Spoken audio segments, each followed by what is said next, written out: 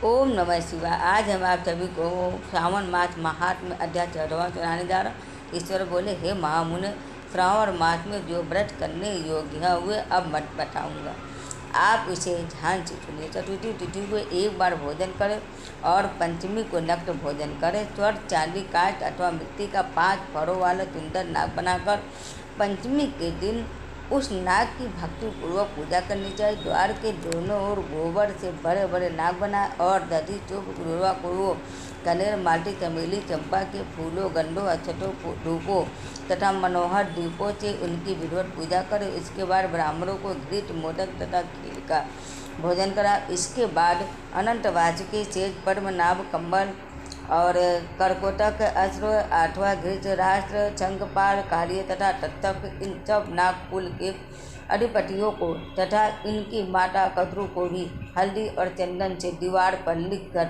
फूलों आदि से इनकी पूजा करें। उसके बाद बुद्धिमान को चाहिए कि वामी में प्रत्यक्ष नागों का पूजन कर और उन्हें दूध पिलाए। घृत तथा शंकरा मिश्रित पर्याप्त दूध उन्हें अर्पित कर। उस दिन व्यक्ति लोहे के पात्र में पूरी आदि न बनाए। नैवेद्य के लिए गोधूम का पायस भक्तिपूर्वक अर्पित करे। भुने हुए चने, धान का लावा तथा जौ सर्पों को अर्पित करना चाहिए और स्वयं भी उन्हें ग्रहण करना चाहिए। बच्चों को भी यही खिलाना चाहिए, इससे उनके दांत मजबूत होते हैं। और सांप की बामी के पास श्रृंगार युक्त स्त्रियों को गायन तथा वादन करना चाहिए और इस दिन को उत्सव की तरह मनाना चाहिए। इस विधि से व्रत करने पर सबसे कभी भी भय नहीं होता है। विप्र, मैं लोगों के हित की कामना से आपसे कुछ और भी कहूँगा। हे महामुने, आप इसे सुनिए। हे भक्त, नाग के द्वारा डसा गया मनुष्य मरने के बाद अधोगति को प्राप्त होता और अधोगति में पहुंचकर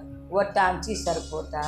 इसकी निवृत्ति के लिए पूर्वोक्त विधि से एक भुक्त आदि समस्त कृत्य करे और ब्राह्मणों से नाग निर्माण तथा पूजा आदि आदर पूर्वक कराए। इस प्रकार से 12 मासों में प्रत्येक मास में शुक्ल पक्ष की पंचमी तिथि को इस व्रत का अनुष्ठान करे और वर्ष के पूरा होने पर नागों के निमित्त ब्राह्मणों तथा सन्यासियों को भोजन कराए। किसी पुरार जाता ब्राह्मण को रत्न जटित सुवर्ण नाग और सभी उपकरकों से युक्त तथा बछड़े सहित गौ प्रदान करे। दान के समय सर्वव्यापी सर्वगामी सब कुछ प्रदान करने वाले अनंत नारायण का स्मरण करते हुए यह कहना चाहिए कि हे गोविंद, मेरे कुल में अगर कोई व्यक्ति सर्पदंश से अधोगति को प्राप्त हुए हैं, वो मेरे द्वारा किए गए व्रत तथा दान से मुक्त हो जाए। ऐसा उच्चारण करके अक्षत युक्त तथा श्वेत चंदन मिश्रित जल वासुदेव के समक्ष भक्तिपूर्वक जल में छोड़ दे। हे मुनि सत्तम, इस विधि से व्रत के करने पर इसके कुल में जो भी लोग सर्प के काटने से भविष्य में मृत्यु को प्राप्त होंगे या पूर्व में मर चुके हैं, वे सब स्वर्गति प्राप्त करेंगे। साथ ही हे कुलनंदन, इस विधि से व्रत करने वाला अपने सभी वंशजों का उद्धार करके अप्सराओं के द्वारा सेवित होता हुआ शिव सानिध्य प्राप्त करता है। जो मनुष्य वित्त सातय से रहित होता है वही इस व्रत का संपूर्ण फल प्राप्त करता है। जो लोग शुक्ल पक्ष की सभी पंचमी तिथियों में नग्न व्रत करके भक्ति संपन्न होकर पुष्प आदि उपहारों से सौभाग्यशाली नागों का पूजन करते हैं, उनके घरों में मड़ियों की किरणों से विभूषित अंगों वाले सर्प उन्हें अभय देने वाले होते हैं और उनके ऊपर प्रसन्न रहते हैं। जो ब्राह्मण गृह दान का प्रतिग्रह करते हैं वो भी घोर यातना भोग कर अंत में सर्प योनि को प्राप्त होते हैं।